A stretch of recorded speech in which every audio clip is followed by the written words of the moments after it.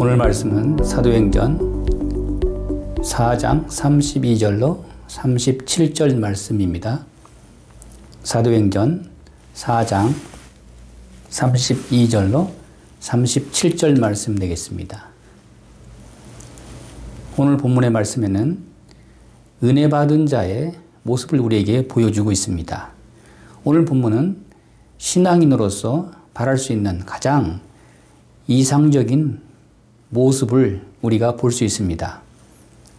33절에서 35절 말씀, 믿음이 있고 또 실천하는 것을 볼 수가 있습니다.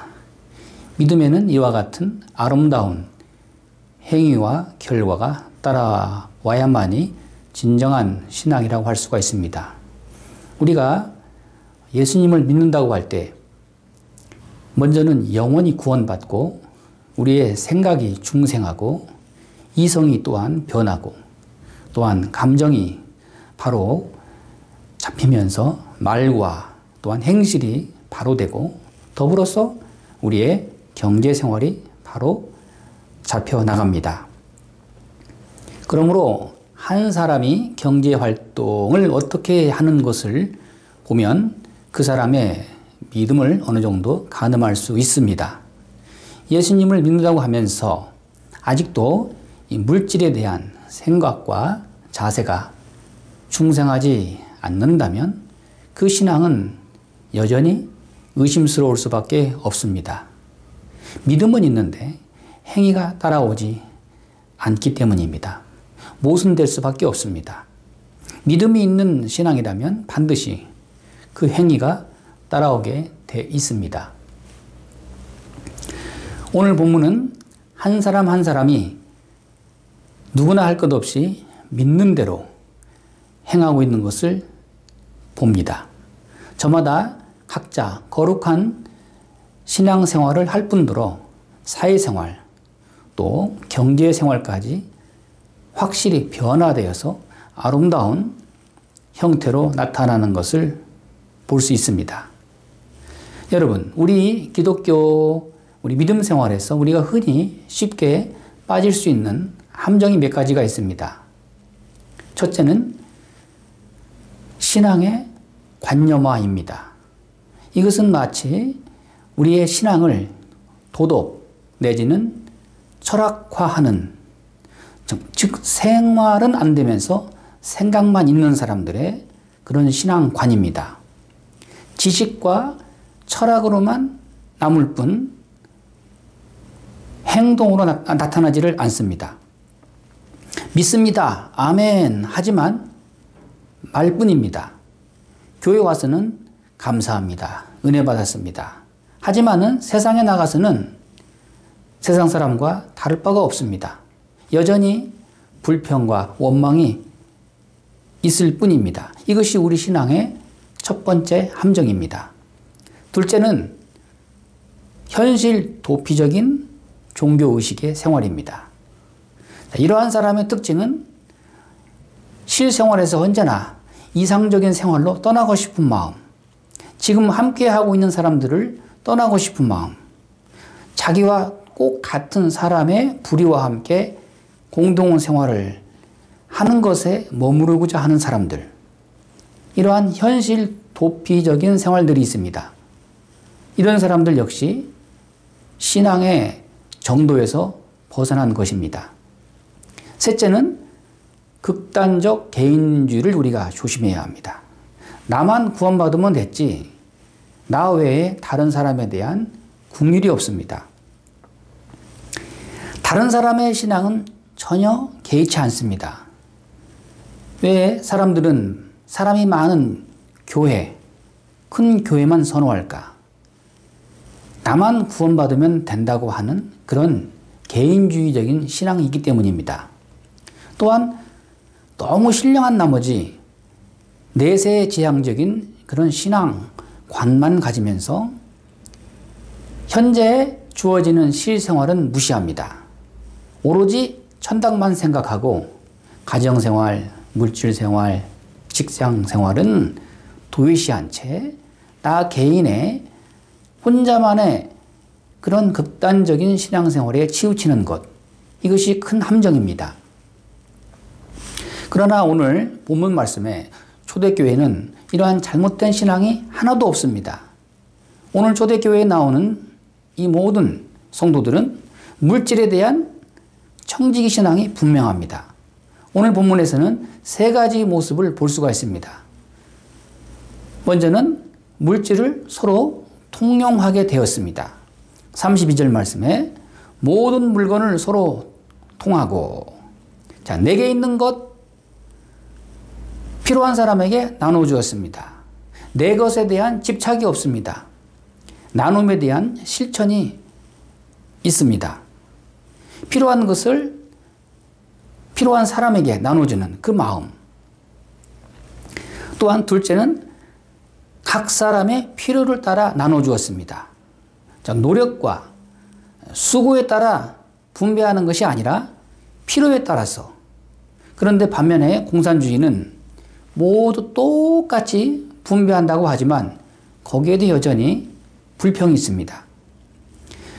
그러나 초대교회의 성도들은 각 사람의 필요를 따라 나눠주었습니다. 그러므로 셋째는 모두 다 넉넉합니다. 부유합니다. 가난한 사람이 없습니다. 34절 말씀에 그 중에 가난한 사람이 없더라. 배고픈 자, 가난한 자, 헐벗은 자가 없더라. 얼마나 이상적인 교회입니까? 초대교회 사람들이 이룬 아름다운 사회는 어찌 보면 인간적인 사회라기보다는 신앙적인 경건이 그대로 나타나는 사회였습니다. 이것은 어떤 권력도 아니요, 혁명도 아니요, 제도에 의한 것도 아니라 순수히 신앙에 의한 성도들의 삶의 변화가 일어나는 것입니다. 32절 말씀에 믿는 무리가 다 한 마음과 한 뜻이 되어, 믿는 무리, 즉 하나님을 믿고 십자가를 믿고 그리스도의 부활을 믿는, 또한 더 나아가서 재림을 기다리는 사람들의 마음이 서로 하나가 되었습니다. 이와 같은 신앙 고백을 하게 될 때 모두가 한 마음이 되는 것입니다. 이렇게 신앙적인 아름다운 사회를 만들 수 있었던 것은 33절 말씀에 사도들이 큰 권능으로 주 예수의 부활을 증언하니 무리가 큰 은혜를 받더라. 자, 사도들로 하여금 계속해서 은혜의 복음을 전하게 될 때 모든 사람들이 다 하나님의 은혜를 받았다. 우리에게 말씀해 주고 있습니다. 초대교회의 사람들은 이와 같이 신앙 안에서 공동체 의식을 갖게 되었습니다. 이제는 더 이상 나 한 사람이 외톨이가 아니고 단순한 개인일 수가 없습니다. 이제는 부활하신 예수 그리스도로 인해서 사람들은 모두가 하나가 되었습니다. 주님을 신앙 고백하면서 주님은 우리의 머리가 되시고 우리는 다 손과 발이 되어서 서로 하나가 되었습니다. 이제는 하나님 안에서 서로 형제요 자매요, 하나님을 아버지라고 부르면서 서로를 이제는 그리스도 안에서 한 가족이 된 것입니다. 하나님 안에서 이루어진 가정을 중심으로 이제는 교회가 세워지게 되는 것을 볼 수가 있습니다. 사랑하는 여러분, 교인이란 누구입니까? 어찌 보면 먼 친척보다 가까운 교인이 그렇게 더 소중할 수 있습니다. 우리가 세상 떠나는 날에 진정으로 나를 위해서 위로해주고 나의 영혼을 위해서 기도해주는 사람은 먼 친척이 아니라 가까운 교인들입니다. 믿음 안에서 한 영적 가족이라는 점에 우리가 얼마나 큰 은혜를 받고 있습니까? 그런데 요즘은 시대가 어떻습니까? 믿는 사람들이 더 마음이 강팍하고 더 악행을 저지르는 일들이 많습니다. 우리는 각성해야 합니다. 초대교회의 그 순수한 신앙 공동체의 가족 같은 그 믿음을 다시 우리 심령에 회복해야 합니다. 초대교회 사도들은 계속해서 하나님의 말씀을 가르쳤습니다. 하나님의 말씀으로 중심이 되어 서로 하나가 된 것입니다. 말씀의 은혜 가운데 열매를 맺었습니다. 자신들이 소유하고 있던 모든 재산을 다 사도들의 발 앞에 갖다 헌신했습니다. 그리고 사도들은 각 사람의 필요를 따라 나누어 주었습니다. 32절 말씀 보시면 자기 재물을 조금이라도 자기 것이라 하는 이가 없더라. 내게 있는 것, 이것은 하나님이 주신 것이다. 하나님의 것이다 하는 그런 신앙의식을 가지게 된 것입니다. 그렇기 때문에 자기를 위한 욕심을 내는 사람은 없었습니다. 주님 안에서 이제는 우리라는 하나의 생각을 하게 된 것입니다. 즉 하나님이 주신 물질은 나만을 위한 것이 아니라 이제는 주님을 위해서 쓰라고 주신 물질이라고 더불어서 함께 나누어 쓰라고, 그리고 또한 하나님이 주셨기 때문에 이제는 하나님의 영광을 위해서 우리가 함께 하나님께 영광을 돌리자 하는 것입니다. 그런데 우리는 이런 점에서는 너무나 또 변화되어야 합니다. 우리는 자꾸 내 것, 내 자식, 내 교회, 자꾸만 내 것에만 집착할 때가 많습니다. 내 물질, 내 소유에 대한 집착이 얼마나 많습니까? 그러나 우리는 은혜 안에서, 성령 충만 안에서 이제는 우리가 바뀌어져야 합니다. 더 이상 우리끼리 이런 이기적인 소유욕을 우리가 벗어버리고 나 중심의 집착에서 벗어나서 신앙의 아름다운 열매를 맺어야 할 것입니다. 사랑하는 여러분, 이제는 우리가 하나님의 것을 하나님의 것으로 인정하고 또한 하나님께로부터 받았으니 하나님의 영광을 위해서 함께 나누어 쓰고 또 필요한 사람에게 우리가 자원하는 마음으로 줄 수 있는, 베풀 수 있는 그런 초대교회의 성도와 같은 마음이 될 수 있기를 바랍니다. 초대교회 사람들은 언제나 하나님의 약속을 바라보고 또 그 약속을 성취하는 것을 보면서 하나님의 은혜 가운데 귀한 교제를 나누었습니다. 하나님의 말씀의 은혜를 받고 사는 사람, 이제는 내 주변에 가난한 사람이 없어야 합니다. 배고픈 사람이 없어야 합니다. 불쌍한 사람이 없어야 합니다. 그러므로 우리는 이제 주변을 돌아볼 줄 알고 또한 이웃을 돌아볼 줄 알고 또한 하나님의 나라를 위하여서 헌신할 수 있는 그런 믿음을 가지고 우리가 하나님 앞에 서야 할 것입니다. 하나님이 주신 복이라고 하는 것은 나 한 사람에서 머무는 것이 아니라 나와 함께 더불어서 유익을 나누면서 하나님의 사람들과 함께 더불어서 필요를 따라 나눠줄 때 거기에 하나님 영광이 드러나게 되어 있습니다. 하나님의 약속이 초대교회 안에서 그대로 이루어지는 것을 우리는 볼 수 있습니다. 영적인 교제가 실생활에서 그대로 이루어지고 있습니다.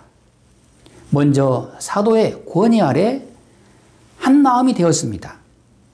저들은 자신이 가진 모든 소유를 팔아서 사도들의 발 앞에 그대로 놓았습니다. 그것을 가지고 사도들은 필요에 따라 나눠준 것입니다. 이와 같이 초대교회의 아름다운 이러한 신앙의 사회에서 우리는 몇 가지 특징을 볼 수가 있습니다. 이 성도들의 이 헌신, 첫째는 자발적인 헌신입니다. 누가 시켜서 한 일이 아닙니다. 사도들은 누구에게도 강요하지 않았습니다. 성도들은 부활하신 예수 그리스도의 영이 그들의 마음을 충만케 할 때 그들의 마음이 감동이 되어서 자원하는 마음으로 하나님 앞에 그대로 다 모든 것을 내놓은 것입니다. 그러므로 우리 또한 하나님 앞에서 자원하는 마음으로 사람을 보지 않고 하나님 중심에서 헌신할 수 있는 그런 우리 마음이 될 수 있기를 바랍니다. 또한 저들은 하나님 앞에 드리면서 사도들의 발 앞에 내놓으면서 보상과 대가를 바라지 않았습니다. 하나님 앞에 정직한 마음으로 기쁨으로 섬긴 것입니다. 셋째는 영성이 앞서갔습니다. 이러한 영적인 분위기가 성령의 충만함이 모든 물질을 초월한 것입니다. 모든 인간관계를 초월한 것입니다. 넷째는 특별히 하나님의 은혜 안에서 종말론적인 신앙을 가지고 그대로 실천한 것입니다. 이제 곧 주님께서 다시 오실 텐데 재림 신앙을 가지면서 주님 앞에 모든 것을 기쁨으로 내놓은 것입니다. 이러한 영적인 신앙, 주님을 만나는 신령한 그러한 마음, 종말론적인 신앙, 주님의 재림을 기대하고 기다리는 마음, 그 마음이 오늘 또 우리 가운데 있을 때 우리는 소유에 집착하지 않고 물질에 집착하지 않고 세상에 우리는 매이지 않고 우리는 하나님의 은혜 가운데서 영적인 신령한 자유를 누릴 수 있는 것입니다. 감리교회 창시자인 요한 웨슬레는 이런 말을 남겼습니다. 돈주머니가 회개하지 않으면 참 중생한 사람이 아니다. 그렇습니다.